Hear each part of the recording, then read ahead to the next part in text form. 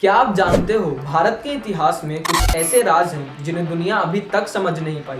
ऐसी कहानियां हैं जो किसी टेक्स्ट बुक में नहीं मिलती, लेकिन हर मंदिर के पत्थर, हर श्लोक और हर लोकगीत में छुपी है। ये कहानी है उन लोगों की जिन्हें दुनिया ने तो भुला दिया, लेकिन उनका ज्ञान आज भी हमारे डीएनए में लिखा है। भारत सिर्फ एक देश नहीं, एक सिविलाइजेशन है, और इस सिविलाइजेशन के कुछ चैप्टर्स इतने पुराने, इतने गहरे हैं जिन्हें समझना अपने आप में ही एक जर्नी बन जाती है। तो आज हम उन्हीं अनटोल्ड स्टोरीज को दोबारा जिएंगे। तो चलिए बिना किसी देरी के शुरू करते हैं।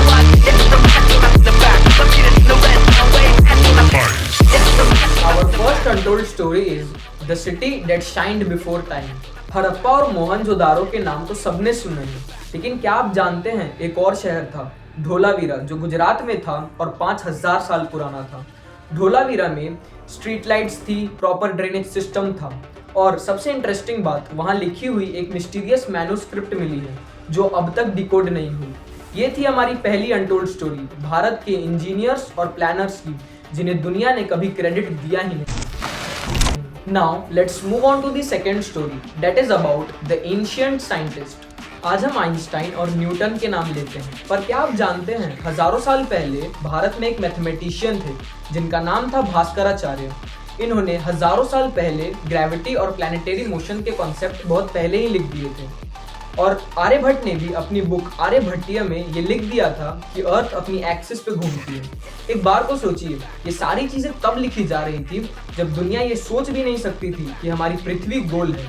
ये थी हमारी सेकंड अनटोल्ड स्टोरी, हमारे साइंटिस्ट की, जिन्हें दुनिया ने माइथोलॉजी और अंधविश्वास कह के इग्नोर कर दिया। Now let's jump on to the third story, that is the power of sound। एक और फैसिनेटिंग स्टोरी है नाद ब्रह्म की। हमारे ऋषियों ने कहा था the universe is created from sound. आज की मॉडर्न साइंस ये कहती है कि एवरीथिंग इज वाइब्रेशन, मीन्स हर एक एटम की एक फ्रीक्वेंसी होती है। यानी कि जो हमारे एंशिएंट ऋषियों ने ओम कहा, वो आज के साइंटिस्ट के क्वांटम वाइब्रेशन के बराबर है।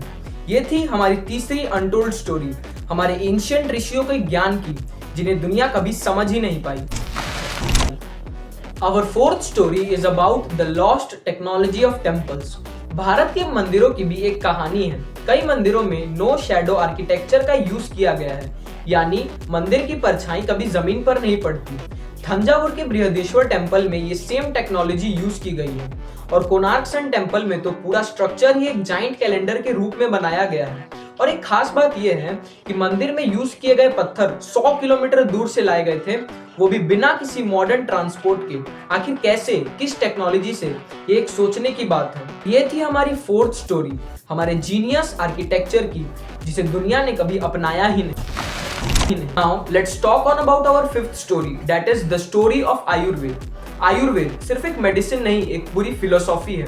चरक जैसे वैद्य ने 2000 साल पहले ही सर्जरीज के टेक्निक्स लिख दिए थे। सुश्रुता संहिता में 300 टाइप्स की सर्जरीज और 120 से भी ज्यादा मेडिकल इंस्ट्रूमेंट्स का जिक्र है, और इसमें एनेस्थीसिया जैसे कॉन्सेप्ट्स भी लिख दिए गए थे। जब यूरोप और बाकी वेस्टर्न कंट्रीज में बीमारियों को एक श्राप की तरह समझा जा रहा था, तब हमारे भारत में मॉडर्न एंड कॉम्प्लेक्स सर्जरीज की जा रही थी।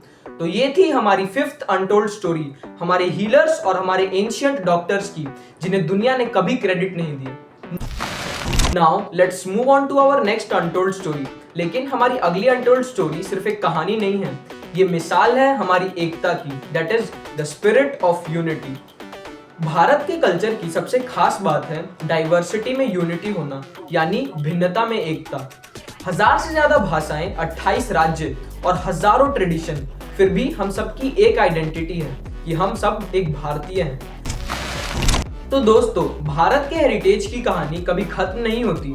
हर जनरेशन के साथ एक नया चैप्टर लिखा जाता है। हमने दुनिया को दिया ज्ञान, शांति और स्पिरिचुअलिटी। एक बात सोचिए, ये सारी कहानियां अनटोल्ड क्यों हैं? क्योंकि हमने खुद ही इन्हें सुनना छोड़ दिया है।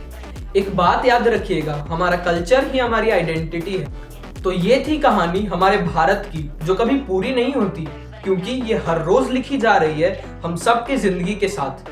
धन्यवाद। जय हिंद, जय भारत।